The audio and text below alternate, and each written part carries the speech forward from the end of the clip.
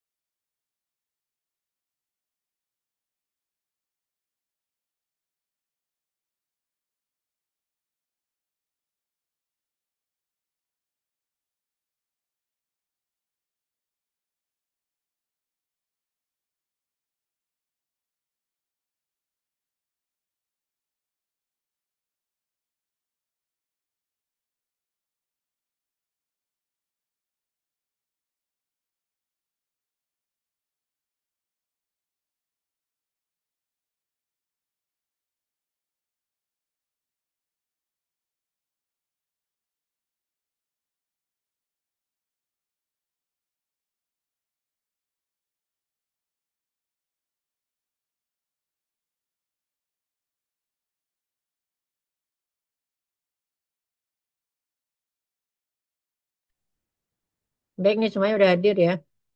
Citra sama ini tolong dicek ya ininya kehadiran. Ya, kok ada pertanyaan enggak sebelum saya mulai?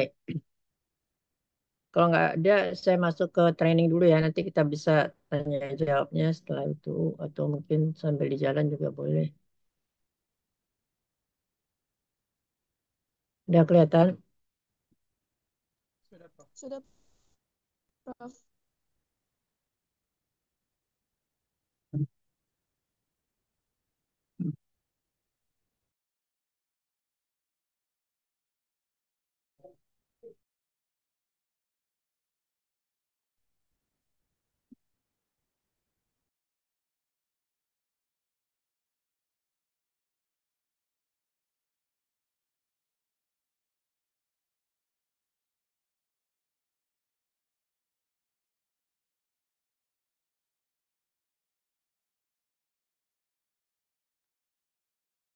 Baik ya, kita masuk ke training ya, training career and development ya. Nanti di ini, di apa namanya, di buku Armstrong nanti Anda lihat itu ada training dan itu ada bermacam-macam modelnya. Itu juga di buku Dessler ya.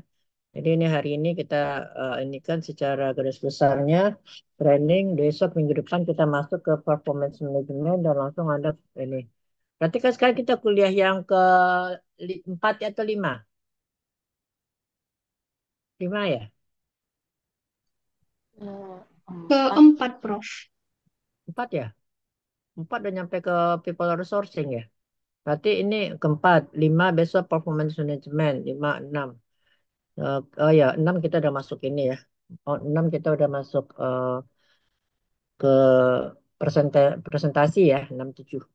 Baik, jadi ini 4. 4 ini training, besok saya masuk ke performance management. Mungkin sedikit saya ambil dari sini. Baik ya, ini training. Jadi kemarin kita juga ngomongin tentang bagaimana caranya mereka itu mengadakan ya, people resourcing itu mengadakan sumber daya manusia.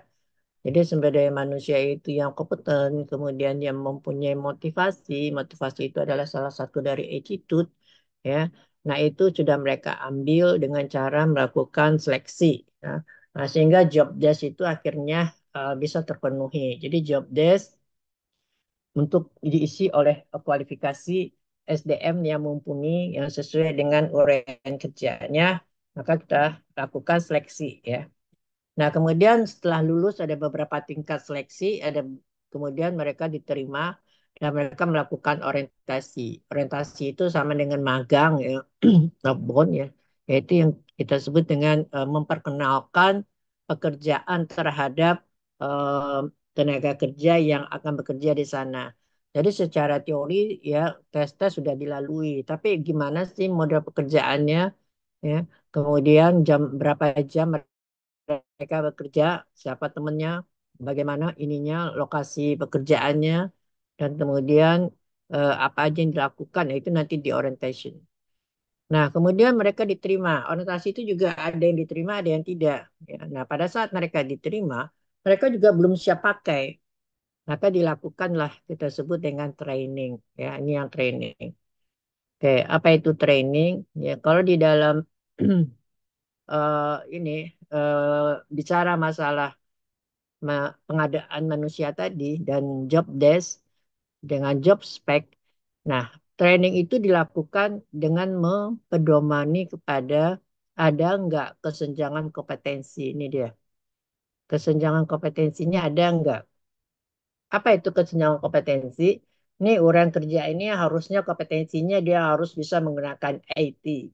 Nah, ternyata di kualifikasi tenaga kerjanya dia nggak mampu untuk menggunakan IT.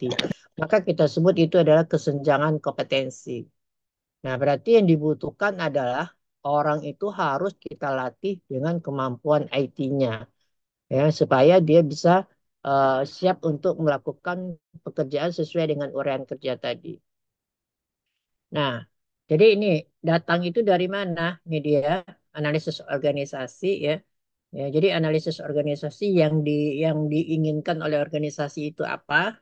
Kemudian dianalisis individunya, kualifikasinya seperti apa, dan tugas yang dikerjakannya apa. Nah, dari sini nanti bisa kita lihat ya, apakah dia tidak memenuhi peraturan, atau kurang keterampilan dasar, atau kinerjanya rendah, atau karena adanya teknologi baru, ya. Bisa juga standar kinerja yang lebih tinggi, atau pekerjaan-pekerjaan baru. Nah, ini akan menyebabkan terjadinya gap.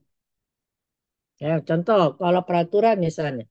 Peraturan itu berarti dulu nggak ada tuh bahwa kita harus membuat barang jadi baru diekspor misalnya. Nah, sekarang ada peraturan tidak boleh barang setengah jadi, harus barang jadi.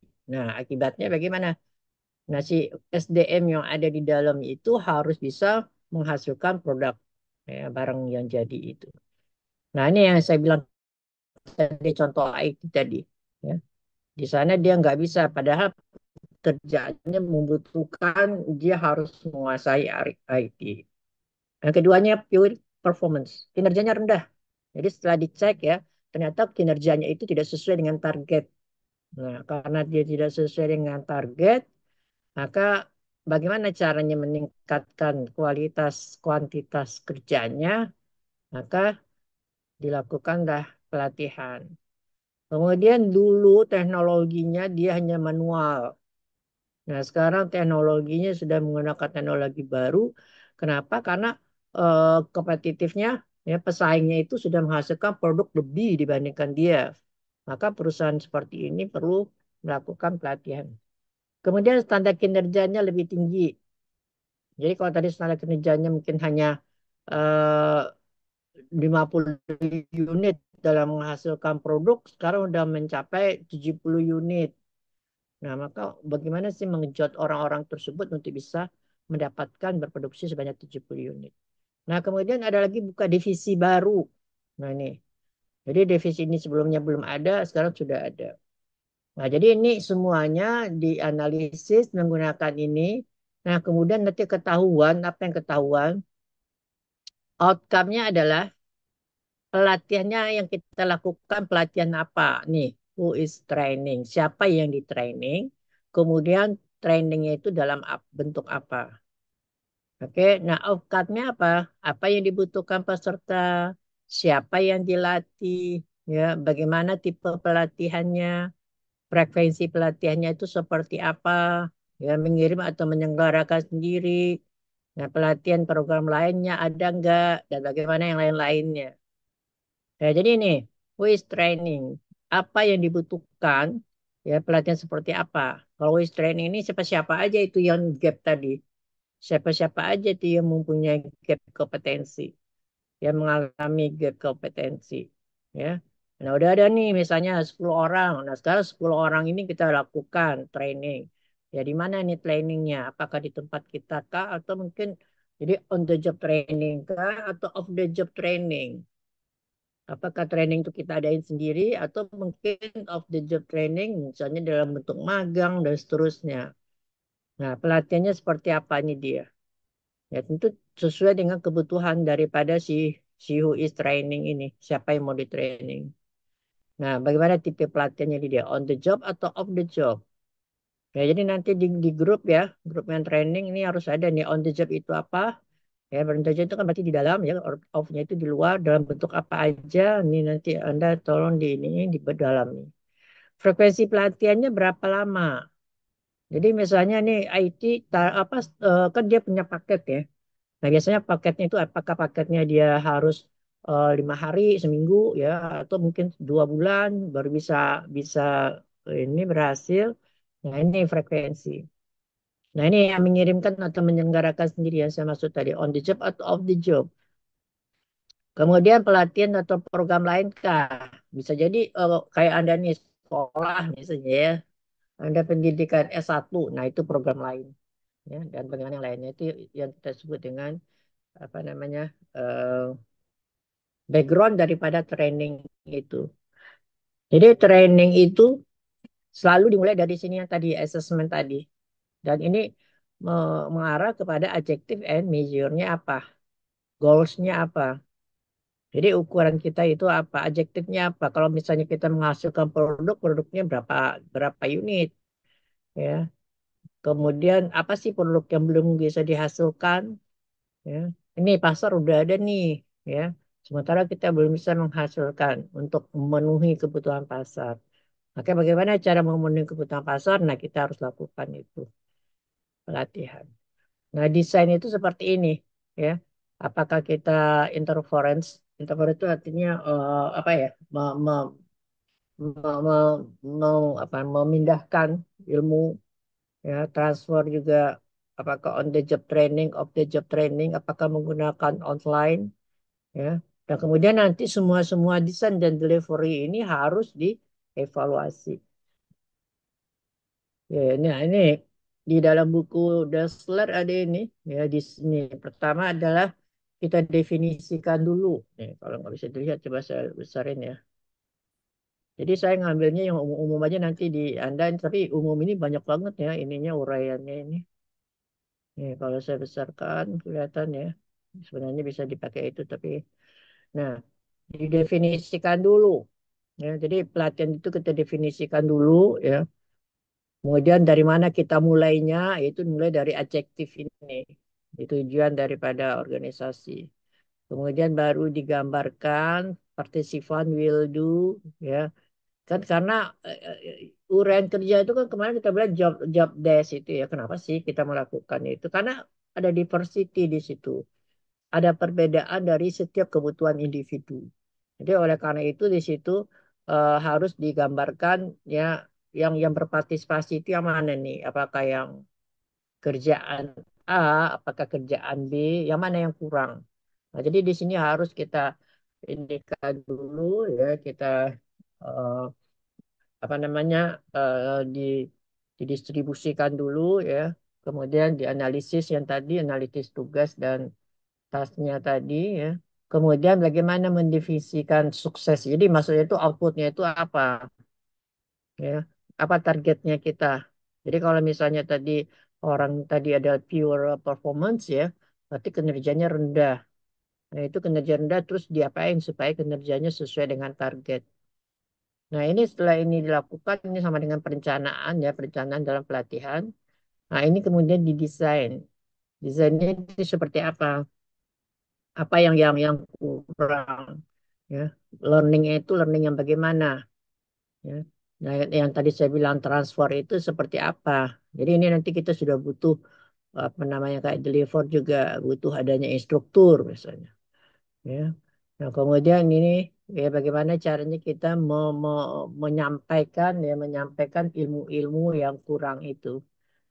Apakah kita mendeliverinya dengan cara online tadi ya ada beberapa cara. Nah, kemudian nanti bagaimana caranya ini, berapa ya drive ini adalah berubah ya display. Nah, kemudian berikutnya adalah ini juga harus didokumentasikan. Baik, ini yang disiplin. Nah, kemudian Adi atau Edi ini dia membuat satu model namanya Edi model ya. Nah, ini sering dipakai ya, sering dipakai oleh beberapa riset yang mengatakan bahwa untuk melakukan pelatihan ini tadi disingkat aja dari saat tadi. Kalau Edi mulainya dari analisis, need analysis. Ya, need analysis itu sama juga sih sama tadi, tapi dia kelompokin ya. Need analysis itu need kebutuhan. Jadi job desk, job spec, ada gap menyebabkan individu itu mempunyai kebutuhan yang berbeda satu sama lain. Maka di need analisis dulu, analisis kebutuhannya. Apakah dengan menggunakan survei, ya, apakah dengan pokoknya datanya dikumpulin deh, ya pengamatan, ya, atau misalnya dengan kuesioner, atau dengan melihat dari apa tadi kinerja yang ada. Nah, kemudian nanti dari kebutuhan ini baru didesain. Jadi nggak bisa ya desain itu nggak bisa ini ya, desain itu nggak bisa eh, sama semuanya. Jadi kalau misalnya dia yang kurangnya itu adalah apa namanya itu kemampuan teknis mesinnya misalnya, maka desainnya itu adalah ya teknis mesinnya, jangan desainnya berhubungan sama berhubungan dengan apa namanya nih performance-nya. Nah, kemudian desain itu juga desain ini apa? Desain ini banyak banget ya. Instrukturnya siapa, modulnya apa, metode pembelajarannya seperti apa, berapa jam mereka melakukan pelatihan, ya. Jadi tergantung apakah dia perlu simulasi atau tidak. Jadi kalau saya bilang kemarin itu kayak pekerjaan-pekerjaan teknis yang membutuhkan apa ya keterampilan ya itu tuh biasanya menggunakan simulasi. Ya, tapi kalau hanya skill saja, pengetahuan ya itu bisa dengan menggunakan teori, teori saja itu bisa ya. Nah, kemudian dari desain itu, di desain itu kita udah tahu nih mereka itu dari awal dengan di akhir berkembang nggak nih development. Mereka berubah nggak? Jadi kalau misalnya tadi yang dikatakan yang dilatih itu adalah kompetensi, berarti ke knowledge, skill, dan attitude-nya berubah nggak? Nah, kalau seandainya mereka sudah berubah, nah kita lihat itu diimplementasikan oleh mereka, diimplementasi, ya kemudian setelah diimplementasi kelihatan itu, ya. Jadi dulunya attitude-nya kurang kurang disiplin, ya. Nah sekarang sudah bagus, kurang bisa berkomunikasi, misalnya sekarang udah bisa diimplementasi. Nah kalau kerjanya dulu standarnya 1 hari 5 unit, sekarang udah bisa 10 unit. Nah, inilah dievaluasi. Jadi kalau ED model ini sampai ke evaluasi. Jadi kalau di human capital, nah ini evaluasi ini jelas ini. Berapa biayanya yang digunakan untuk pelatihan? 1 miliar. Nah, kemudian dievaluasi 1 miliar itu baliknya berapa? Apakah lebih dari 1 miliar atau kurang? Nah, ini evaluasi. Ya, jadi sampai di sana itu yang mengkapi. Nah, kita kan makanya saya bilang untuk hal yang seperti ini kita teorinya harus mantap dulu. Ya, kemudian nanti baru kita menghitungnya. Jadi kalau bisa nanti ada satu sesi misalnya nanti Bu Steni kalau bisa bikin contoh ya. Bikin contoh bagaimana sih caranya menghitung ini human capital daripada ini dari pelatihan itu. Oke. Nah, kemudian ini sama aja tadi ya, identified learning needs ya sama tadi plan training ya. Ini bisa dilihat belum? Programmer ya, kemudian teknisnya seperti apa, fasilitasnya gimana, lokasi di mana, si trainersnya itu siapa, ya siapanya orang-orang yang melakukan yang itu implementasi, kemudian evaluasi. Jadi hampir sama. Jadi ini yang langkah-langkah daripada pada ini saya ambil dari Armstrong. Ya, baik Armstrong maupun ini siapa namanya nih si Edi model hampir sama ya modelnya. Ya. Jadi selalu diakhiri dengan evaluasi. Ini selalu diakhiri dengan evaluasi. Nah, kemudian ini harus dijelaskan nih. Learning needs-nya juga dijelaskan, identified learning. Nah, jadi ini kenapa? Karena untuk kerjaannya pembelajaran, proses pembelajaran itu juga berbeda. Nah, ini kalau learning ini sebut learning gap. Ya, kalau di Armstrong dibilang learning gap. Jadi learning gap itu adalah perbedaan antara what is dengan apa nih, what should be, what should be, what should be ini adalah apa yang tahu kita dapetin. Ya, kondisi sekarang seperti apa, ya kondisi yang nextnya yang kita mau apa, itu learning. Nah, dari situ nanti ini bisa corporate, bisa grup, bisa individual. Nah, jadi nanti itu terlihat itu kalau misalnya dia saat ada beberapa individu ya kebutuhannya sama, nah bisa jadi itu organisasi ya, is corporate. Tapi kalau seandainya dia berbeda-beda ya individual. Kapan kita melakukan corporate, kapan kita melakukan grup, dan kapan individual itu harus jelas ya. Jadi dari need analysis tadi. Nah, learningnya berarti kalau corporate berarti sama semua itu. Kalau learningnya sama, berarti kebutuhannya juga sama. Oke. Nah, ini banyak sih ya eh, tipe-tipe daripada training itu banyak ya. Ini ada beberapa nih saya lihat. Misalnya interpersonal skill.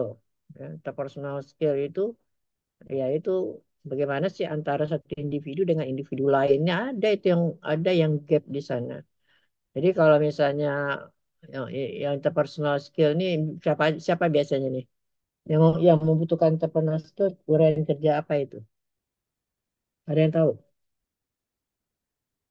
Kerjaan apa?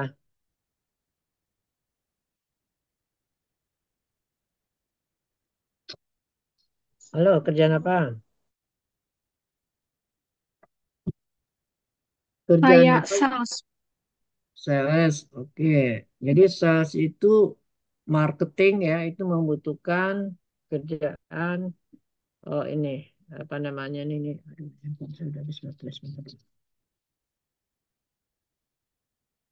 Nah, itu dia membutuhkan apa namanya interpersonal skill. Kalau seandainya kita frontliner, ya, kalau nggak bisa ininya interpersonal skillnya bermasalah, nanti orang tidak akan bisa terpengaruh. Sementara kan fungsinya kita adalah mempengaruhi orang lain, ya. Nah, itu interpersonal skill. Jadi cara berbicaranya, ya. Nah, kemudian yang yang di training itu dia, ya. Jadi misalnya eh, bahasanya, apalagi, ya, eh, apa namanya performance atau apa nih mukanya itu ya ramah atau gimana itu juga. Nah, kemudian itu interpersonal skill. Nah, technical juga begitu, ya. Ada mesin baru misalnya, ini dari mesin baru. Mesin ini nggak bisa digunakan, belum tahu nih gimana caranya. Itu sampai orang sampai ke luar negeri loh. Kadang-kadang untuk training itu, karena dia belinya di luar ya. Nah, nanti diutus satu orang, dua orang untuk mempelajari mesin itu. Nah, itu technical. Kemudian bisnis. Nah, ini udah biasa ya. Bisnis itu apakah ada finance, ada marketing, ada SDM, itu bisnis ya. Nah, itu bagaimana sih caranya bikin proposal, misalnya bagaimana sih caranya memanage, itu semuanya masuk di sana. Kemudian mandatory, bisa juga performance management, itu udah jelas umum itu ya. Problem solving, nah ini ada kasus-kasus di sini. Jadi biasanya kalau problem solving itu kita dikasih kasus, terus nanti kita diajarkan keputusannya diambil apa. Nah, itu harus cepat itu. Nah, itu personal. Dan banyak lagi ya. Banyak lagi kalau misalnya Anda tata boga beda lagi. Kalau Anda olahraga itu beda lagi trainingnya.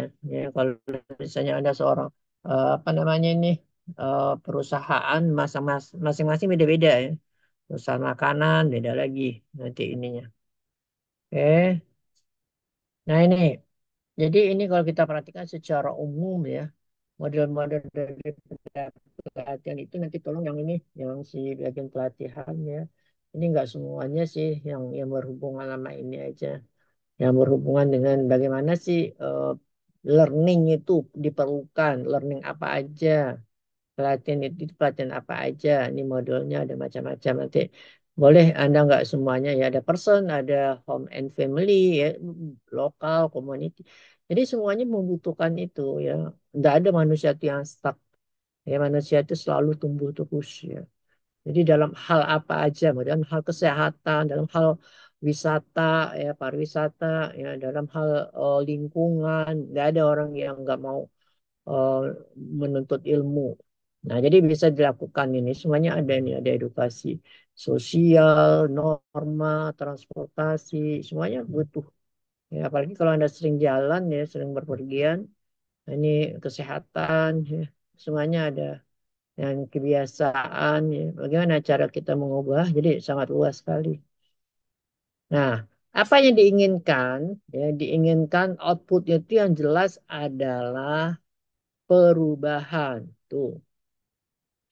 Jadi itu yang jelas sekali training itu adalah mau nggak Anda berubah. Nah, itu masalahnya. Jadi kalau misalnya Anda nggak mau berubah, ya udah nggak perlu training. Jadi dasarnya itu adalah teori dari training itu adalah teori perubahan. Ya, jadi sifatnya itu adalah ini. Makanya ada beberapa orang, ya beberapa perusahaan, saya nggak perlu IPK. Yang saya perlukan adalah attitude. Apa itu attitude? Ini adalah kemauan, ya, kemauan untuk berubah. Nah, itu yang disebutnya. Jadi dia mau menerima orang yang mau menyesuaikan diri, mau berubah karena tidak ada yang stuck. Ya. Nah, sekarang gini, tingkatan perubahan menurut Prochaska ya, ini ada yang kita sebut dengan prekontemplasi. Apa itu prekontemplasi? Belum mau berubah, ya. Malah dia sadar sendiri dengan apa ya, bahwa dia apa ya, dengan ininya ya, dengan sadarnya dia nggak mau berubah emang, malah kadang-kadang melawan ya. Jadi ini prekontemplasi sangat rendah banget. Nah, kalau kontemplasi dia sudah sadar ya, sudah mau ini, sudah ingin ya, sudah mulai dia tahu, ah ini akalnya benar juga ini, saya misalah ini misalnya. Tapi dia masih belum bereaksi. Itu kontemplasi. Nah, yang ketiga, dia udah ada kontemplasi ya, maka dia sudah ada persiapan ya. Langkah awal sudah ada, ini sudah mulai action ini. Ya, sudah mulailah dia persiapan untuk action. Nah, kemudian ini baru action. Nah, setelah action dibekukan. Kalau kayak si Lewin bilang ya, Lewin bilang itu adalah dibekukan, move, kemudian dibekukan. Jadi jangan sampai dia cukup hanya sampai action aja, tapi nah, kenapa takut tadi berubah lagi? Jadi harus dibekukan ya. Nah, itu kemudian caranya bagaimana? Yaitu dipelihara terus tuh. Nah, jadi orang-orang yang niatnya seperti ini itulah yang akan dilatih seharusnya. Tapi kalau dia sudah beku, ya, nih bukunya buku yang sebelumnya ya, buku yang sekarang ya, buku yang sebelumnya dilatih itu sulit. Jadi makanya oleh karena itu lebih baik mendakwahi orang yang nol dibandingkan dia sudah punya pendapat. Nah, itu sulit. Ya, sudah ada prinsipnya. Kalau prinsipnya salah itu, waduh. Nah, kalau benar sih nggak apa-apa, bagus. Oke. Nah, di suatu perusahaan ada kalau perusahaannya perusahaan besar ya, itu dia punya assessment center tersendiri itu. Jadi assessment center itu setiap individu ada di dalamnya. Nah, itu ada apa namanya? Performance-nya ada semua.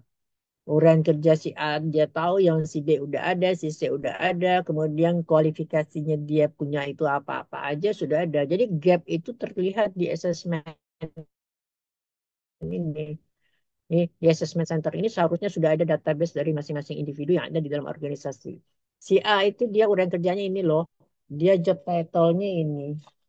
Dan dia sudah pernah dilatih di A, dia pernah dilatih di B, dia pernah dilatih di C. Nah, itu dia harus punya. Nah, berarti itu aset dong. Itu yang kita sudah lakukan investasi terhadap si A itu. Nah, oleh karena itu maka si A itu harusnya bagaimana? Dia harusnya ditempatkan sesuai dengan job yang dia sudah pernah melakukan pelatihan. Nah, itu tuh yang human capital ya. Bagaimana si manajer itu, si HR itu memanage orang yang tadi saya bilang orang yang sudah diinvestasikan tadi harus dimanfaatkan untuk ini, dimanfaatkan untuk apa namanya bisa mengisi apa mengurangi gapnya tadi, mengisi apa ininya tadi, gitu. Oke. Nah, kemudian nih dari mana dia dapat ya? Nah, ini tadi dari proses seleksi dia sudah mulai itu tahu. Yang dari proses seleksi ini orang udah ada nih, bibitnya sudah ada, talentanya sudah ada, nilainya sudah ada. Tapi belum semuanya. Nah, itu sudah ada catatan di assessment center. Kemudian pada saat mereka rotasi atau mutasi itu terlihat juga rotasi itu sama dengan pelatihan ya. Jadi semakin sering orang dirotasi ya semakin luas wawasannya. Kenapa? Ada yang bocor? Masih lihat, masih kedengaran nggak suara saya? Woi, Masih Bu. Anda tidur nih. Ada nyimak nggak nih? Nyimak nggak?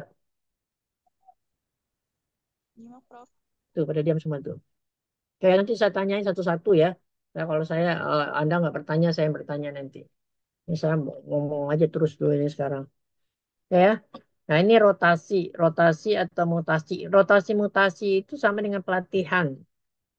Jadi dia disebut juga dengan pelatihan ya. Kenapa? Karena kan menambah wawasan. Yang tadinya dia belum punya pengalaman, sekarang udah punya pengalaman di sana. Nah, jadi itu seharusnya database-nya ada. Oh, ternyata mereka ini sudah pernah pelatihan ini. Nah, ini udah ada. Ini yang perusahaan besar yang dia Pak. Nah, kemudian transfer juga seperti itu, pindahan. Ya, promosi juga begitu, naik ke atas.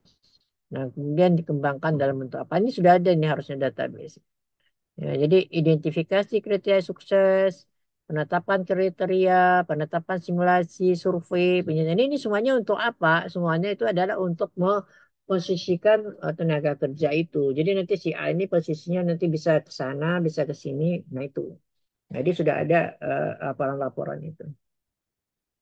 Nah kemudian alat untuk menentukan ya apakah mereka itu juga capable atau sukses di dalam pelatihan itu juga kita harus punya apa namanya alat itu juga harus divalidasi dan kemudian dia harus menggunakan tes reliabilitasnya juga. Jadi di assessment center itu punya ada ability test ya kemampuan untuk ngetes daripada individu-individu, intelijensinya juga dia punya, observasinya juga. Kalau seandainya ini dibutuhkan untuk tenaga kerja yang emang perlu dilakukan pelatihan. Jadi assessment center ini selain dia juga punya database yang melakukan pelatihan juga dia.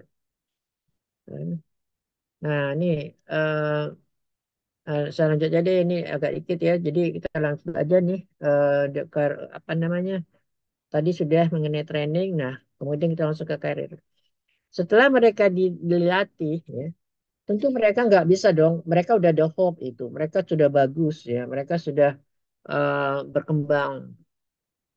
Nah, tentu mereka tidak bisa tidak stay di situ aja ya, maka harusnya dikembangkan. Jadi kita sebut dengan career development. Ya.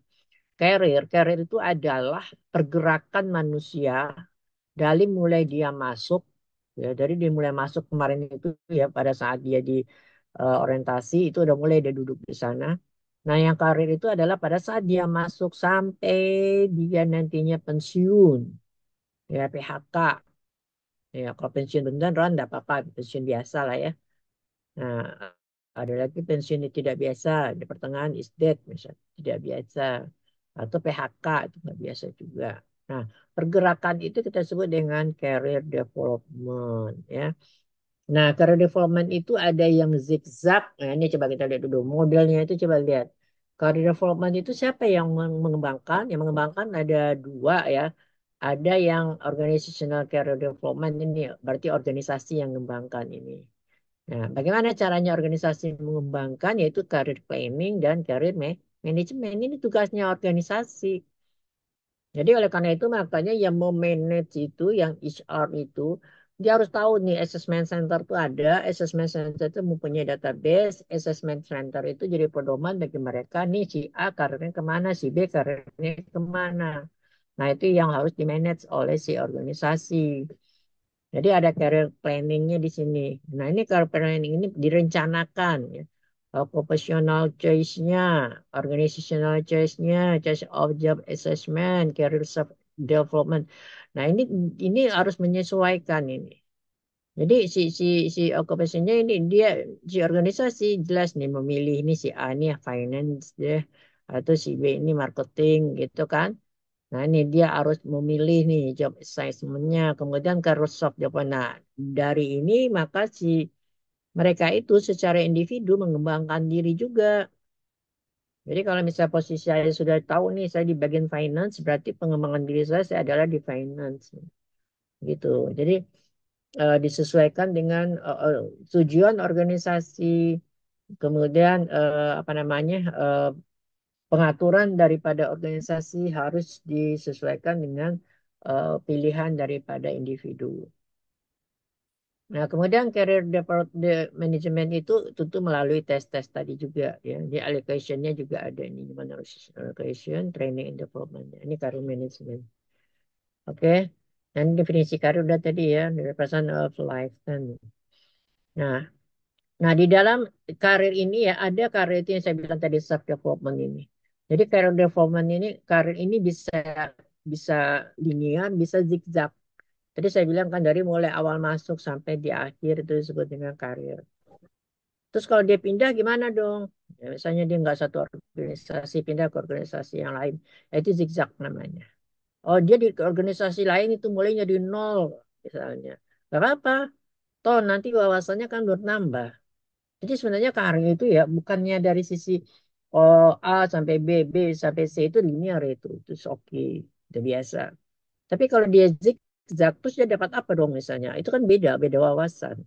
Jadi yang namanya karir itu adalah bagaimana sih dia bisa menambah kepuasan terhadap dirinya gitu ya. Jadi dia puas dengan hal yang seperti itu, ya nggak apa-apa. Berarti itu karirnya seperti itu. Saya dulu ASN, makanya gajinya kecil, saya masuk ke entrepreneur deh. Nah, mulai di entrepreneur itu namanya zigzag, tapi itu udah namanya karir. Jadi bagaimana sih jalannya kegiatan dia dalam berusaha itu disebut dengan karir. Oke. Nah, si si manusia itu kan perlu pengembangan ya. Jadi ada manusia yang nggak mungkin dong dia stuck gitu aja. Oke. Nah, jadi mereka itu ada pengembangan diri, kemudian ada juga pengembangan dari si organisasinya, disebut dengan HR development. Nah, kemudian HR development ini butuh manusia yang di mana sih posisi manusia itu dan disesuaikan dengan struktur organisasi yang ada. Jadi yang mengisi struktur itu kan ada kotak-kotak itu ya. Nah, itu kan harus di-manage oleh si organisasi. Ya, bagaimana cara dia mengisi kotak-kotak itu, di mana orang itu adalah orang yang kompeten tadi, ya, sehingga organisasinya juga berkembang. Maka oleh karena itu, organisasi atau manajemen atau HR, dia perlu mengetahui talentanya, talenta dari mana-mana. Selain dari kompetensi, knowledge, skill, dan attitude, ini talenta ini penting. Ya mereka ini sebenarnya bakatnya di mana. Nah, jadi ini.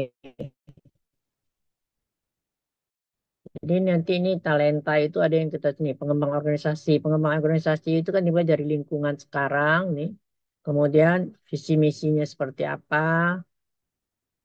Nah, kemudian tantangan yang sekarang itu seperti apa dan tantangan masa depan seperti apa. Nah, dari sinilah mereka itu nanti mengembangkan strategiknya, caranya gimana.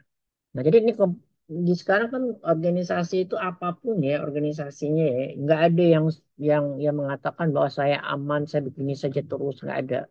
Selalu akan ada perubahan, ya. Apakah dia ada competitiveness-nya atau mungkin kalau tidak ada kompetitifnya juga tidak mungkin tujuan itu tidak berubah, selalu akan berubah. Kenapa? Karena faktor eksternal yang mempengaruhinya juga mengalami perubahan. Jadi apa itu? Apakah masalah teknologi, apakah masalah globalisasi itu mengalami perubahan. Ya. Jadi oleh karena itu new competitive landscape ini selalu ada peningkatan kondisi strategik, ya. Kemudian pengaburan batas-batas industri ini semuanya harus ada ini. Selalu ada, bukan harus ada, pasti ada gitu.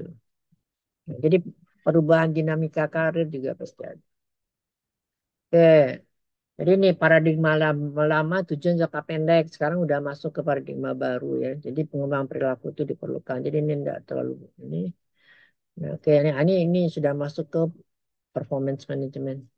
Baik, silakan. Siapa yang mau nanya? Itu udah banyak saya ini jelaskan itu. Saya Bu, boleh Bu, Silakan. izin bertanya. Saya, oke. Silakan. Mohon maaf Bu, sebelumnya Raihan. saya Siapa? Virgiawan Bu. Firdawan. Sebelumnya maaf Bu, saya nggak bisa on kamera karena sedang di perjalanan pulang Bu, lagi di Firdawan transportasi. ini di mana nih? Di A atau B? Nah, kelas B Bu. Mas B. Oke, silakan. Ini saya ingin bertanya tentang pernyataan Ibu tadi Bu, yang nggak apa-apa kalau misalkan kita training tapi dari sumber daya manusianya keluar, karena kan memang yang terpenting ngajar ya. Nah, saya ingin memikirkan dari pihak perusahaannya, Bu. Itu kalau misalkan mereka tahu nanti, walaupun udah ngajarin misalkan pekerja baru nih, ada yang baru masuk, terus udah diajarin dan baru 2 tahun udah keluar gitu, misalkan pindah ke perusahaan lain. Nah, itu dari pihak perusahaannya sendiri emang mereka nanti dapat apa ya, Bu? Karena kan mereka bisa dibilang belum terlalu dapat ininya, hasil dari benefit dari ngajarin pekerja barunya itu, Bu. Terima kasih, Bu. Enggak, ya oke, Fidian. Enggak ada, saya nggak ngomong kayak gitu tadi. Kalau training itu kita sudah melakukan investasi, ya. Nah, itu nanti kan di tahap SDM itu ada kan tahap pengadaan itu, ya kan? Tahap pengadaan, kemudian yang kedua tahap pengembangan. Nah, ini kita udah masuk ke tahap pengembangan ini. Tahap pengembangan ini investasi. Itu udah namanya investasi. Kalau kita melakukan pelatihan ke mereka, ya itu kita sudah melakukan, mereka sudah kita kasih apa namanya? Kita udah ngeluarin duit deh. Nah, kalau udah kayak gitu nanti tahap yang ketiga yang kita sebut dengan maintenance. Mereka itu harus kita harus melakukan retirement. Bagaimana mempertahankan dia? Jangan ada, nggak mau lah dikeluarkan. Ya, jadi oleh karena itu harus dilihat dulu kebutuhannya apa, terus ngapain dia itu attitude-nya gimana, loyal nggak dia, komit nggak dia, jangan jangan dilatih dia langsung keluar, rugi dong kita. Itu pergi. Jadi nggak benar itu. Tapi kalau yang saya bilang karir, tadi kan karir, karir itu kalau misalnya di keluar itu tetap namanya karir gitu loh. Oh, jadi dari sisi Anda. Nah, tapi kalau misalnya di organisasi dia punya punya cara dong, bagaimana caranya mempertahankan tenaga kerja yang sudah dilatih. Nggak bisa ujuk-ujuk. Kayak misalnya di sekolahin misalnya, ya. Kalau misalnya kita di sekolah S3 atau S2 itu biasa ada kena peraturan itu 2N+1. Nah, kalau orang di training juga harus ada itu, nggak bisa kita ini. Seharusnya organisasi punya cara, bagaimana caranya dia mengikat mereka itu supaya jangan lari, ya. Banyak sih kejadian-kejadian begitu udah di training dia keluar gitu. Jadi biasanya itu harus ada cara Oke, itu. berarti atas keputusan dari pihak organisasi dan itunya ya, Bu, atas persetujuan pihak organisasi dan juga yang di trainingnya itu Ya, bisa kalau berupa bisa, kontrak dan segala macam. ya, kalau misalnya resign, ya, kalau resign, ya, itu hati-hati ya. Anda kalau mau resign ya, yang mudah-mudahan banyak nih kalau kalau apa namanya gen apalah namanya sekarang itu harus ini, Anda kan keluar nih, Anda masuk ke tempat lain. Anda kan diterima di tempat lain tuh Anda juga harus ditanyain kenapa keluar di tempat yang lama, ya. Ada rekomendasi nggak Anda tuh kerjaannya bagus. Itu orang-orang yang tempat Anda pindah kan nggak sembarangan juga dia menerima Anda. Kalau misalnya Anda itu diberhentikan dengan cara tidak hormat atau Anda keluar karena alasan yang tidak menyenangkan, mereka kan takut juga kalau nanti nyampe di perusahaannya Anda seperti itu juga. Nah, jadi emang kita itu saling membutuhkan, ya. Jadi kita keluar baik-baik. Nah, terus si organisasi juga berusaha untuk apa sih yang kurang, kenapa Anda keluar kan gitu. Ya, jadi emang ada ininya, ada aturannya gitu loh. Oke, yang lain silakan. Siapa lagi mau nanya? Nah, saya Prof, saya izin bertanya. Ya, silakan Hanum. Hanum apa nih? Sebutin saya di buku uh, apa, kelas apa? dari kelas A. Ah, silakan. Oke, mungkin saya mau nanya Bu, seperti yang Ibu jelaskan tadi, Bu, tadi kan bahwa semua manusia itu kan butuh perkembangan ya. Nah, Ya, semisalnya banyak karyawan nih yang awal mulanya hanya resepsionis mungkin ya, terus karena keloyalannya terhadap perusahaan dia jadi diangkat mungkin jadi HRD atau bagian yang lebih tinggi. Nah, kira-kira mereka ini perlu di training lagi nggak sih Bu? Karena mengingat dari pengalaman saya waktu itu saudara saya tuh dia nggak di training lagi gitu, malah dia dia les sendiri gitu untuk menguasai skill yang jabatannya bakal dinaikkan gitu Bu. ya. Jadi gini, eh, ada ada beberapa cara ya. Jadi kalau misalnya itu di UNJ juga ada OB total nanti ke depannya dia ada di admin ya. Tapi itu langkah itu yang saya sebut dengan karir. Nah, bagaimana caranya dia dipercaya jadi admin ya dari OB? Tentu dia punya kemampuan terhadap admin. Nah, bisa jadi dia melamar awalnya adalah OB, kemudian dari kerja-kerjaannya dia sering bantu admin, misalnya diperlihatkan di mana kemampuannya. Nah, akibatnya nanti orang yang menilai, ya, nah kebetulan dibutuhkan, nah dia jadi admin gitu loh. Nah, caranya kita memperlihatkan ini kita kemampuan kita tentu ada beberapa cara. Bisa kita mau memperdalam kemampuan kita sendiri, bisa juga kalau misalnya organisasi itu mengadakan. Nah, kalau yang seperti tadi kasusnya berarti dia udah siap dong untuk pekerjaan itu, ya kan? Sehingga dia ditawarkan pekerjaan itu. Ya, kalau seandainya belum siap, berarti si si si organisasi harus training dulu. Nah, itu sebenarnya kan pilihan dari organisasi ya. Organisasi itu mau training orang dulu baru dipakainya, atau dia udah mendapatkan orang yang siap pakai. Nah, itu kan pilihan mereka. Oh, ini kayaknya kalau orang udah pinter banget, udah pinter juga, orang yang udah mumpuni, ya udah mendingan ini saya pakai daripada orang-orang yang belum saya latih dulu misalnya. Kan? Nah, itu udah ininya mereka itu sekarang. Jadi makanya Anda hati-hati juga sekarang. Anda pesaing Anda sekarang bukan hanya fresh graduate aja, tapi orang yang sudah pengalaman. Ya, kalau kita pikir-pikir kan ngapain kita cari ini kan apa namanya orang yang dilatih dulu kan gitu. Kan pelatihan itu kan dana juga investasi gitu. Baik. Gitu Mbak. Oke, ada lagi. Ini ada 7 Saya orang ingin ya. bertanya, Prof. Oke, Risma silakan. Sebenarnya Risma di mana? perkenalkan nama saya Risma Dwi Dita dari kelas A. Eh, Oke. saya ingin bertanya, Prof. Tadi kan di bagian tahapan training itu kan pasti kan training dari perusahaan itu kan ada objektif sama measurementnya kan, ada tujuannya. Nah, terus itu di bagian terakhir itu pasti ada tahapan evaluasinya juga, kayak misalnya perusahaan itu udah keluar budget berapa buat trainingnya. Kalau misalnya dari hasil training itu perusahaannya itu nggak mencapai objektifnya atau tujuannya, tapi udah keluar uang nih Prof perusahaannya. Biasanya apa ya yang bakal dilakuin sama perusahaan itu atau apa solusinya? Oke. Terima kasih Prof.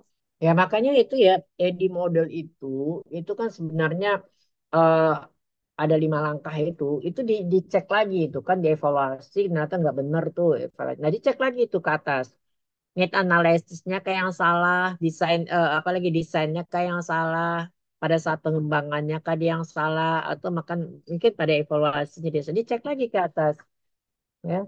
Makanya oleh karena itu harus benar-benar ya need analisis itu memang harus clear ya dan alat yang digunakan tadi harus valid ya. Nah, yang tahu itu kan kita kalau menggunakan need analysis itu kan kita harus ngumpulin data ya, datanya dikumpulin kemudian di apa namanya bisa jadi dengan menggunakan survei juga. Ini orang sebenarnya saya contohin nih orang bikin meja. Ternyata yang butuh itu kan gimana sih caranya bikin orang meja yang mundur misalnya. Saya nggak mau lakukan rekrutmen, saya mendingan karyawan yang ada aja saya latih untuk bikin meja yang benar. Nah, berarti pelatihannya adalah pelatihan untuk membuat meja yang benar, jangan jangan meja biasa gitu. Nah, jadi sehingga nanti pada saat dievaluasi, oh benar loh, dulunya dia nggak bisa bikin meja itu, ternyata sekarang bisa. Nah, kan gitu. Nah, jadi nggak gampang. Nah, terus yang bikin meja bundar itu siapa? Oh, instrukturnya harus yang pinter bikin meja itu juga, gitu loh. Modulnya apa? Harus yang kayak gitu juga. Jadi, instruktur, modul, tempatnya di mana, alatnya apa, nah, semuanya harus difasilitasi. Nah, kalau tadi misalnya tidak ketemu dengan hal yang seperti itu, ya berarti nggak efektif, nggak efisien. Nah, kan di human capital itu dihitung loh itu, ya. Di human capital berarti kita gagal untuk melakukan investasi terhadap SDM. Nah, itu yang dimaksud. Mendingan uang itu digunakan untuk yang lain. Nah, itu jadinya. Atau misalnya dijadikan aja orang, mendingan saya rekrutmen orang yang sudah siap pakai bla bla bla. Udah ada, udah. Nah, gitu aja. Ngapain saya latih-latih? Kan ini yang sama maksud tadi.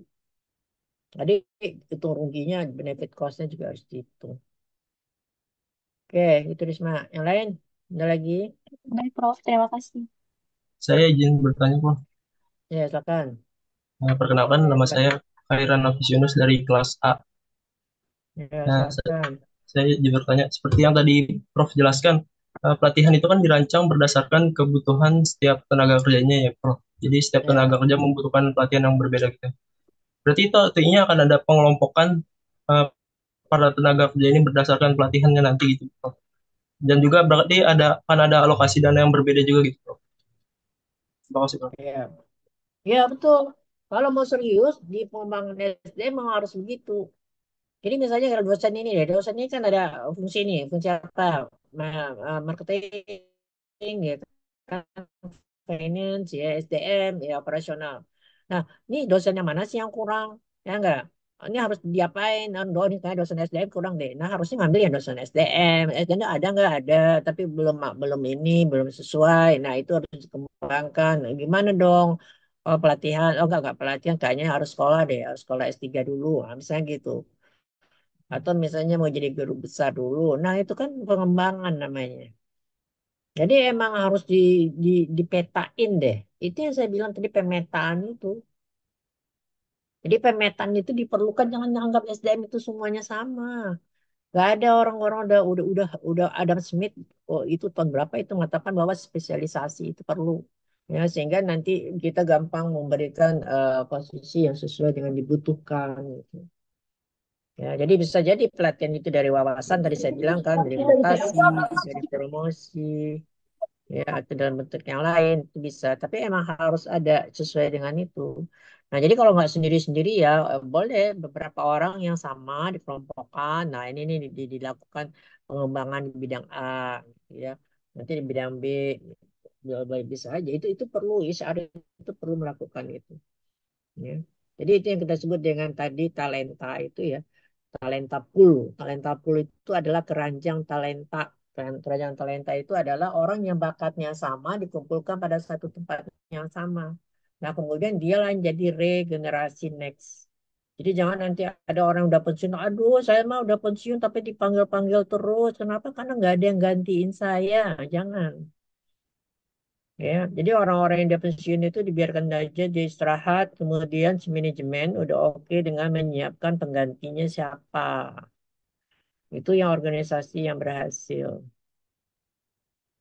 Ya, walaupun pengalaman tidak bisa diinin ya, kalau seandainya hanya sebagai penasihat sih oke gitu ya, tapi harus ready ya si manajer itu harus ready menyiapkannya. Itu Baik, terima kasih banyak, Prof. ya, ada lagi? Saya ingin bertanya, Prof.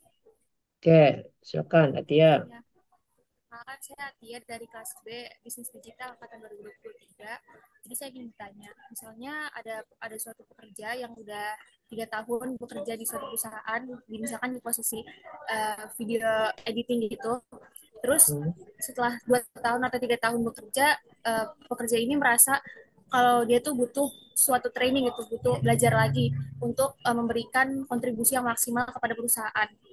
Itu kalau misalnya pekerja itu meminta training ke perusahaan itu boleh gak, Prof? Diperbolehkan nggak kalau kayak gitu? Ya. Karena biasanya Jadi kan ditawarkan. oke, jangankan Anda pada saat pertengahan ya, pada saat Anda masuk nih, Anda kan ditanya itu wawancara, Anda boleh minta nih Pak, kalau misalnya nanti saya diterima boleh nggak saya mengembangkan diri gitu. Nah kalau seandainya boleh ya oke, tapi kebanyakan ya, jadi gini, perusahaan-perusahaan itu kan ada yang butuh, oh kalau ini pelatihan sih oke lah ya, kalau memang di tempat dia kerja itu juga butuh yang seperti itu. Tapi kalau Anda kan kayak fresh graduate ini Anda pengen S2 kan, pengen S2 ini. Anda masuk ke perusahaan-perusahaan misalnya kayak Tata Boga apa misalnya pabrik tepung ya, pabrik apa lagi, pokoknya pabrik itu. Nah itu kalau Anda nanya ke dia, boleh nggak Pak saya nanti dikasih beasiswa untuk sekolah? Dia nggak bakalan mau. Kenapa? Karena pengembangan daripada SDM yang ada di perusahaannya bukan edukasi, bukannya pendidikan formal, tapi adalah training atau mungkin ini apa namanya pengalaman. Ya, pelatihan ini aja. Kalau gitu pelatihan membuat tepung gitu katanya kan. Jadi artinya apa? Mengembangkan SDM itu tidak harus disesuaikan dengan tadi objektifnya organisasi. Nah, kalau misalnya tadi itu emang nanti dia mau gitu, deal ini saya oke saya latih tapi Anda kerja buat saya ya. Nah, itu kan nggak masalah. Boleh aja. Ya, jadi kita ada hubungan sama perusahaan itu. Nah, ada juga perusahaan yang punya CSR ya, yang punya tujuan, dia juga memberikan beasiswa itu bisa juga. Ada juga yang dia tidak pakai tenaga kerjanya dia kasih aja ke orang. Nah, itu bagus juga Anda dekatin itu untuk dapat beasiswa. Banyak perusahaan-perusahaan seperti itu. Ya, yang banyak duitnya, yang sudah kayak perusahaan Microsoft itu dia ngasih beasiswa itu. Bill Gates itu juga udah ngasih beasiswa. Nah itu bisa dia nggak make gitu. Tapi kebanyakan perusahaan kalau dia kasih kan biasanya dia apa? Dia pengen mereka Anda balik lagi ke sana. Ya, di perguruan tinggi juga gitu. Kalau nggak dikasih 2N61 gitu. Artinya Baik, baik, Prof. Terima kasih. ada lagi. Jadi kita udah masuk ke proses kemarin itu perencanaan ya. Kemudian ada ada uraian kerja di sana, kemudian lakukan rekrutmen dan selection ya, kemudian nanti kita lakukan pengadaan ya, ini kita training dapat orang ya, kita kita seleksi dapat orang, baru kita lakukan training ya, oke sampai ke training ini sekarang. Ya nanti setelah mereka duduk nih, ini tahap pengembangan ini kan. Nah setelah mereka pengembang, mereka kita kita evaluasi nih. Itu yang kita sebut dengan performance management. Besok kita uraikan performance management ya. Kita masuk ke performance management dan dari performance management itu baru kita nanti lihat, oh ini mereka ini dibayar upah berapa sih gitu ya. Itu siklus daripada SDM. Yang karir udah ngerti semua karir. Ada yang nanya mengenai karir.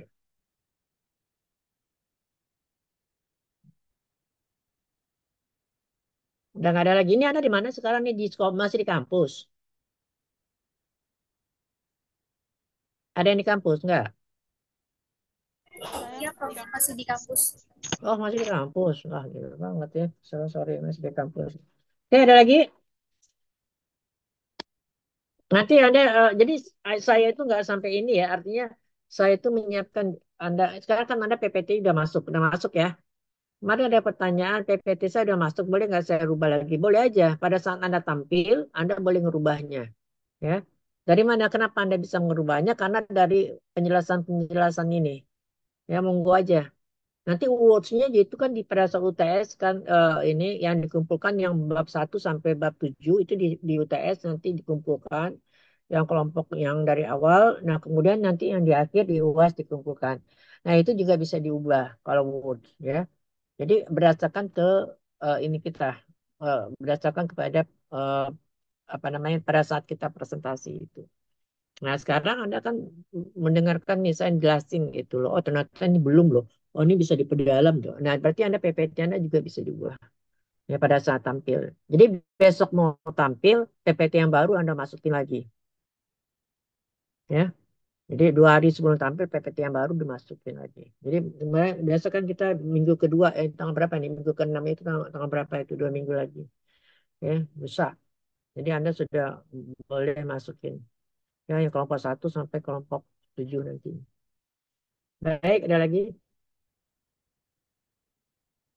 Jadi karir udah ya, career development juga udah ya. Ada yang soft career ya, ada yang organizational career. Jadi ada yang dia ini kan mengarahkan sendiri, ya. Ada yang organisasi yang mengembangkan karirnya. Jadi jadi Anda kembali Anda ke positioning diri Anda posisi Anda apa ini Anda passion Anda apa, keinginan apa. Nah, Anda yang mengembangkan diri sendiri. Ada juga seperti itu. Orang misalnya S3 itu sampai eh, apa ini? Ini siapa nih yang bikin ini? Raisa. Nah, jadi ada orang yang dia itu apa namanya ini, dia siapkan dirinya dulu. Ya, dia mau S2 dulu, kemudian baru dia ngelamar. Tapi ada juga orang yang eh, dari nol dia masuk ke organisasi yang mengembangkan adalah organisasi. Jadi pilihan. Ya, jadi mana yang ini, yang pilihan yang mana? Ya, dari Anda sendiri. Oke, kalau nggak ada ya, saya sudahi. Ada nggak? Nggak ada. Baik. Ya, untuk hari ini topik mengenai ini, mengenai apa namanya nih, training udah dan career udah saya iniin ya. Nanti nextnya minggu depan, nanti kuliah yang kelima saya masuk ke performance management. Yang kuliah yang keenam dan tujuh Anda sudah mulai presentasi. Ya, jadi satu kali itu performance management. Padahal performance management itu satu semester biasanya. Gak apa-apa ya, satu kali besok kita masuk semuanya. Oke, saya sudahi ya. Assalamualaikum warahmatullahi wabarakatuh. Waalaikumsalam warahmatullahi wabarakatuh. Terima kasih Ya, banyak, Prof. ya.